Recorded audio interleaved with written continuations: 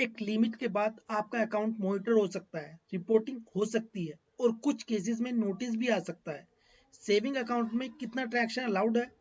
क्या 5 लाख, 10 लाख या 50 लाख के बाद प्रॉब्लम होती है? क्या हर यूपीआई ट्रैक होती है?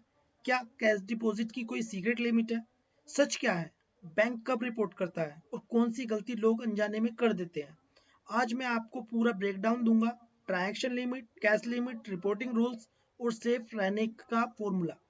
इस वीडियो को एंड तक देखिए क्योंकि इस वीडियो को इग्नोर करने पर आपको महंगा पड़ सकता है। तो गाइस, यदि अभी तक आपने मेरा यूट्यूब चैनल सब्सक्राइब नहीं किया है तो कर लीजिए ऐसी बेनिफिशियल वीडियोस के लिए। तो गाइस, चलते हैं वीडियो को स्टार्ट करते हैं। सबसे पहले मैं आपको कैश डिपॉजिट और कैश विड्रॉल की लिमिट आपको बताऊंगा। क्या सच में इसकी कोई लिमिट होती है? तो ब्रांच में कैश जमा या निकालने पर आमतौर पर सालाना लिमिट नहीं होती है। यदि आप बैंक से कैश को डिपॉजिट करते हैं या विड्रॉल करते हैं, इसकी कोई लिमिट नहीं है। ठीक है, अकॉर्डिंग टू बैंक आप कितना भी बैंक से कैश डिपॉजिट कर सकते हैं और कैश को विड्रॉल कर सकते हैं। लेकिन 10 लाख से ज्यादा कैश डिपॉजिट एक फाइनेंशियल ईयर में करने पर बैंक इनकम टैक्स डिपार्टमेंट को रिपोर्ट कर सकता है, जिसको बोलते हैं हम एसएफटी ट्रांजैक्शंस। ठीक है, एसएफटी रिपोर्टिंग। तो लिमिट तो वैसे कुछ नहीं है, चाहे आप कितना भी कैश डिपॉजिट करें, चाहे आप कितना भी कैश विड्रॉल करें। और कैश विड्रॉल करने पर तो 194N सेक्शन में आपका टीडीएस भी डिडक्ट किया जाता है यदि आप ज़्यादा कैश विड्रॉल करते हैं। लेकिन इसकी कोई लिमिट नहीं है। यदि आप ज़्यादा डिपॉजिट करेंगे कैश तो होगा क्या? जो बैंक होते हैं वो इनकम टैक्स डिपार्टमेंट को रिपोर्टिंग करेंगे, जो हमारी एसएफटी ट्रांजैक्शंस में शो हो जाती है।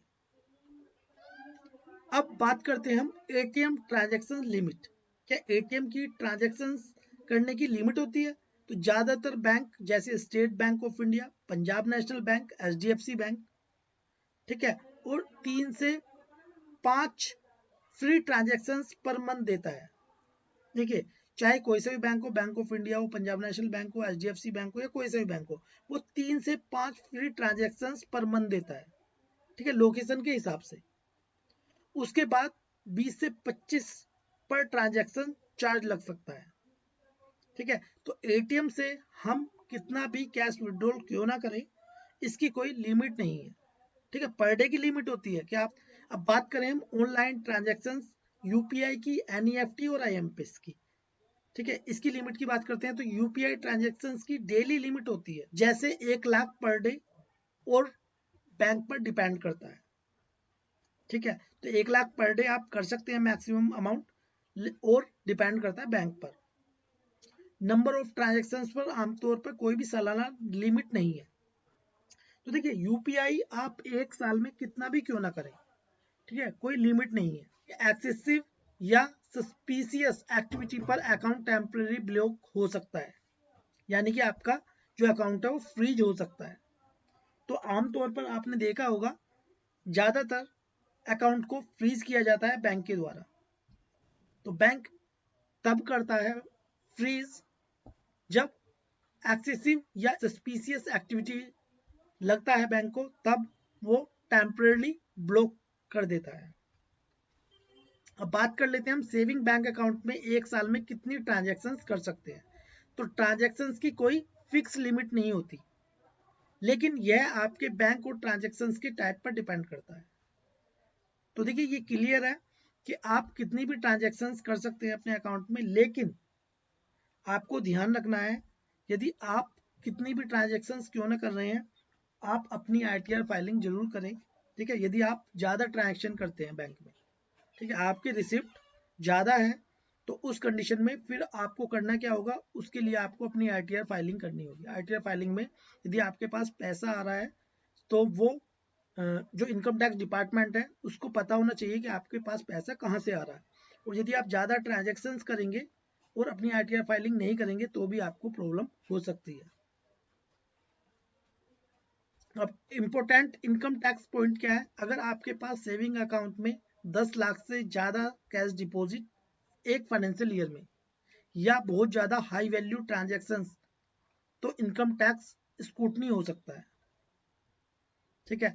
तो आपके अकाउंट में 10 लाख से ज़्यादा कैश डिपॉजिट एक फाइनेंशियल ईयर से ज़्यादा नहीं होना चाहिए, ठीक है, या हाई वैल्यू ट्रांजैक्शंस नहीं होने चाहिए, अदरवाइज इनकम टैक्स स्कूटनी हो सकती है, ठीक है। इनकम टैक्स आपके पास नोटिस भेज सकता है, ठीक है, कि आपके पास 10 लाख से ज़्यादा कैश कहाँ से आया है, या हाई वैल्यू की जो ट्रांजैक्शंस की है, ठीक है, ट्रांजैक्शंस की है, तो वो आपके पास कहाँ से आपके पास पैसा आया है, ठीक है।